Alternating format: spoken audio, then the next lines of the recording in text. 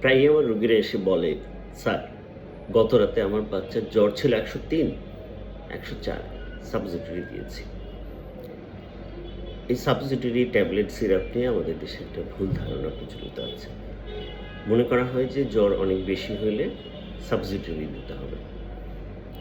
আসলে এটা একেবারেই সম্পূর্ণ একটা ভুল ধারণা। Syrup, suppository, tablet, drop, paracetamol যে ফর্মেই হোক একই রকম কাজ করে।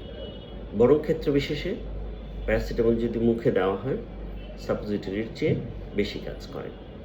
তাহলে সাপোজিটরি আমরা কখন দিবেন? সাপোজিটরি দিবেন হচ্ছে শুধুমাত্র যখন বাচ্চা খেতে পারছে না, বমি করে ফেলে দিচ্ছে, অথবা বাচ্চা ঘুমের সময় ঘুম না ভাঙানোর জন্য, অথবা বাচ্চা যদি অজ্ঞান অবস্থায় থাকে বা আনকনসিয়াস থাকে তখন আমরা সাবস্টিটিউট ইউজ করি।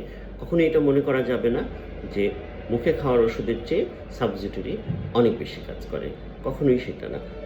বাচ্চার জ্বর হইলে আপনাকে যেটা করতে হবে সেটা হচ্ছে বাচ্চাকে মুখে অথবা সাপোজিটরি যেই ফর্মেই হোক আপনি প্যারাসিটামল দেওয়ার সাথে সাথে ফিজিক্যাল মেথডসগুলো ফলো করতে হবে। সেটা কি? সেটা হচ্ছে বাচ্চাকে ট্যাপিড স্পঞ্জিং করতে হবে। কুসুম গরম পানি দিয়ে বাচ্চার মাথা থেকে পা পর্যন্ত ভালো করে মুছে দিতে হবে, হালকা কাপড়-চোপড় পরাতে হবে, ফ্যান দিয়ে দিতে হবে এবং বাচ্চাকে খোলামেলা রাখতে হবে।